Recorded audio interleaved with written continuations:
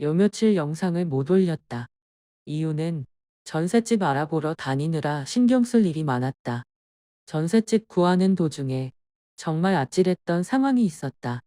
요즘 전세 사기다, 깡통 전세다 말이 많아서 나도 나름대로 사전에 알아보고 주의하며 다녔음에도 불구하고 눈 뜨고 코 베일 뻔했다. 사실 전세 사기다, 깡통 전세다. 다 남의 이야기인 줄 알았다. 근데 전세에 첫 발을 내딛자마자 어둠의 그림자가 닥쳐버렸다. 그만큼 전세 사기가 흔하다는 이야기겠지? 어느 곳에 있을 또 다른 나를 위해 이 이야기가 전해져 도움이 됐으면 좋겠다.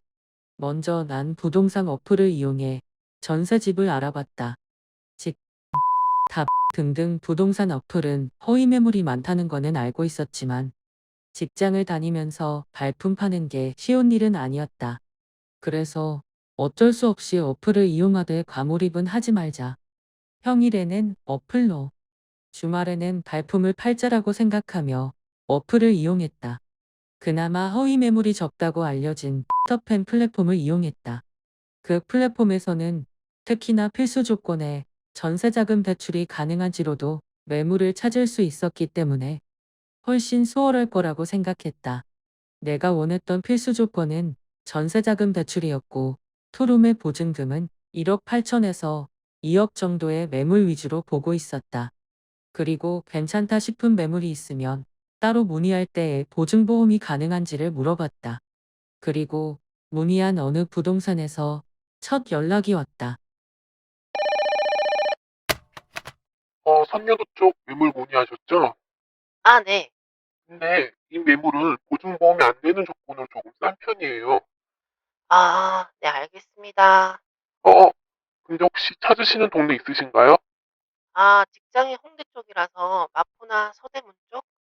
아, 마포랑 서대문이요? 선녀도 쪽 구하시는 거 아니세요? 마포나 서대문은 전세도 거의 없고 있어도 고객님이 원하시는 금액으로는 좀.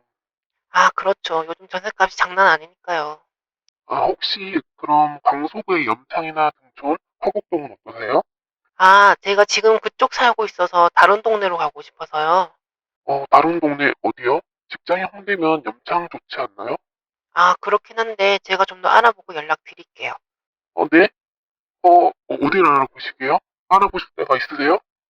아, 그냥 좀 더 생각해보고 연락드릴게요. 네. 일단 제가 명함 하나 넣어드릴 테니까 생각해 보시고 연락 주세요. 첫 전화부터 조금 때름칙했다. 이 정도로 고객에게 집착하는 중개업자는 처음 봤다. 오죽하면 내 옆자리 직원도 통화하는 걸 듣더니 이상한 곳 같으니까 거긴 가지 말라고 할 정도였다. 나도 당연히 그럴 생각이었다. 그리고 다음 날에도 여전히 난 여기저기 전셋집을 문의했고 여러 부동산들과 통화를 하고 있었다. 그러다 또 한 통의 전화가 왔고 난 아까 문의한 부동산이겠거니 하고 전화를 받았다. 네, 여보세요? 생각 좀 해보셨나요? 네? 무슨 생각을? 어제 연락 드렸던 부동산입니다. 아, 네. 제가 알아보니 염창역 쪽에 고객님이 원하시는 신축 빌라가 몇 개 있더라고요. 혹시 괜찮으시면 오늘 한번 보시겠어요? 결국 거절을 못한 나는 퇴근 후에 화곡동 빌라들을 둘러보기로 했다. 퇴근 후 염창역에서 기다리고 있는데 삐까뻔쩍한 외제차 한 대가 서더니 나보고 타라고 했다. 타보니 통화를 했던 중개인이 아닌 20대 중반으로 보이는 검은 정장을 차려입은 젊은 남성이 안내를 해준다고 했다. 처음으로 간 곳부터 신축 빌라를 봤는데 신축이다 보니 컨디션이 아주 좋았다. 위치도 역세권에다가 매물도 이 빌라에 이거 하나 남았다고 해서 욕심이 났다. 근데 아무리 생각해도 내가 문의한 금액으로 이 빌라는 못 맞출 것 같단 생각이 들었다. 그래서 여긴 보증금이 얼마냐고 물어보니 3억이라 그랬다. 그래서 내가 문의드린 금액이랑 너무 차이가 크다고 하니까 이자 지원을 받으면 월 지출 2, 30만 원으로 가능하다고 했다. 이자 지원? 그게 뭐지 싶어서 물어봤다. 그랬더니 자신들이 대출 이자를 지원해 주는 것이라고 했다. 그러면서 이자 지원을 못 받으면 월 지출 90만 원이 나가는데 자신들이 이자 지원을 해줌으로써 2, 30만 원으로 커버가 가능하다 했다. 이자 지원금도 잔금일 철인날 2년치를 한꺼번에 넣어준다는 말에 결국 나는 흔들리고 말았다. 그래서 당연히 이자 지원을 받을 생각을 하고 신축 빌라를 몇 개 더 둘러보다가 마지막에 본 신축은 정말 역대급이었다. 고층이라 뷰도 정말 멋졌고 방도 크게 나와서 놓치면 안 될 것 같다는 생각이 들었다. 보면서 정말 내가 이런 곳에 월 지출 30만 원으로 살 수 있다고? 하는 생각이 들었다. 결국 난 계약하기로 마음먹고 그 부동산으로 갔다. 부동산이 바로 옆에 있었다. 근데 부동산 상태를 보자마자 뭔가 불안해졌다. 평소에 봐오던 그런 동네 부동산이 아닌 애써 꾸며놓긴 했지만 어딘가 어설픈 그리고 언제든 떠날 수 있을 것 같은 그런 상태였다. 들어가자마자 그 중개보조원이 등기부등본을 보여준다고 했다. 등기부등본을 보니 건축주 앞으로 근저당이 35억이 있다고 했다. 그래서 근저당이 35억이요? 라고 하니까 원래 이런 신축 지으시는 분들은 다 이렇게 근저당이 잡혀 있고 건축주가 건물을 많이 지으셔서 근저당 말소가 충분히 가능하다 했다.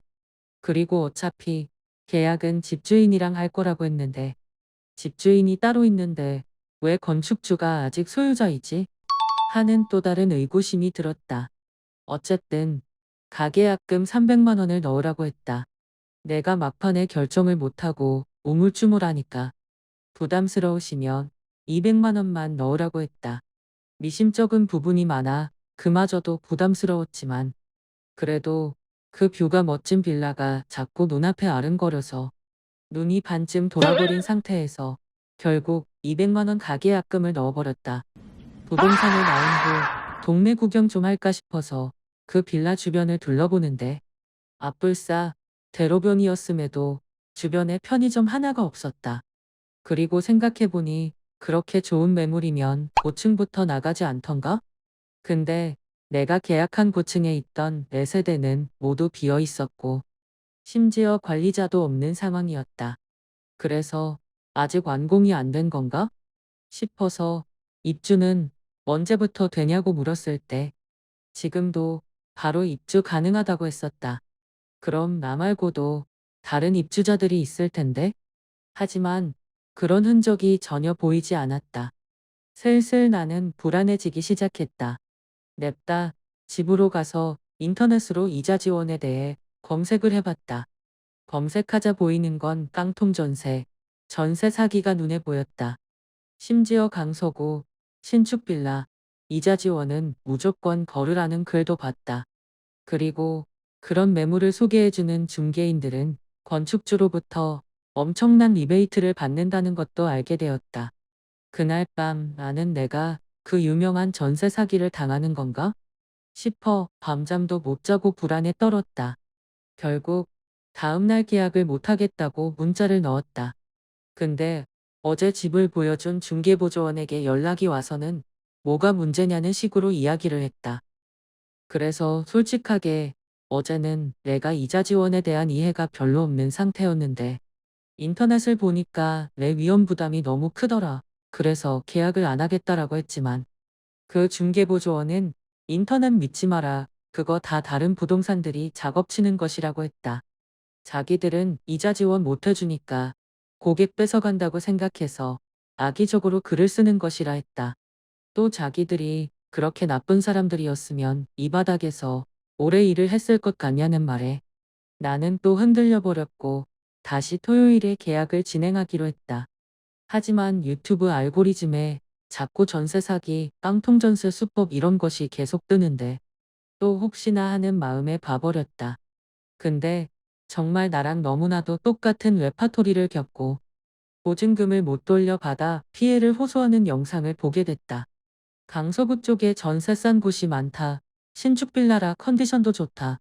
이자 지원해주겠다. 전세 대출도 되고 보증보험도 해주니 안심해도 된다. 피해자가 이렇게 많은데 과연 작업이라고 할 수 있는 것인가? 하는 의구심이 들었다. 그래서 또 불안한 마음에 잠도 못 자고 결국 다음 날 다시 장문의 문자를 보냈다. 내가 너무 가볍게 전세를 알아본 것 같다. 그 좋은 집에 들어가도 2년 동안 불안해하면서 살 것 같다. 죄송하지만 가계약 파기해달라. 저의 불찰이니 가계약금 200만 원은 반환받지 않겠다.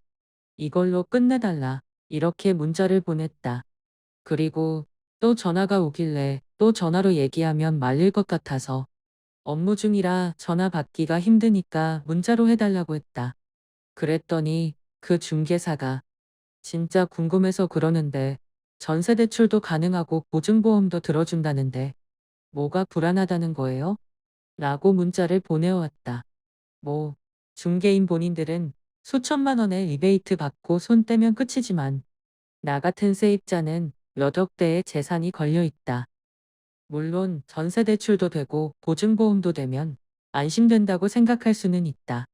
하지만 그것은 결국 자신들의 잘못을 회피할 장치일 뿐이지 않는가? 나는 만기일에 맞추어 집주인에게 온전히 보증금을 돌려받는 게 안전한 전세라고 생각한다. 가짜 집주인에게 보증금 못 돌려받고 보증보험공사의 복잡한 절차를 거쳐 보증금을 돌려받는 것이 안심할 수 있는 것일까? 나는 돈이 없으니 알아서 보험보증공사에 보증금을 돌려받으라는 게 정상인 것일까?